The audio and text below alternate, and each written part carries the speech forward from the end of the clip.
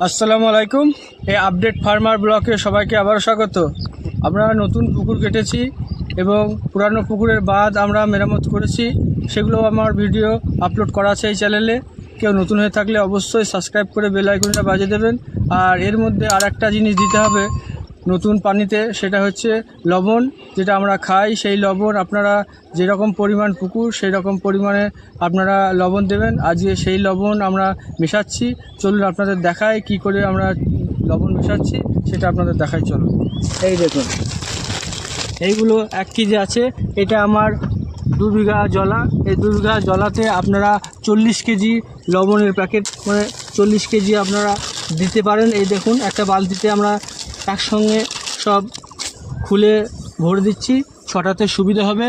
আর আমার ছোট পুকুরটায় আমরা 15 কেজি দিচ্ছি।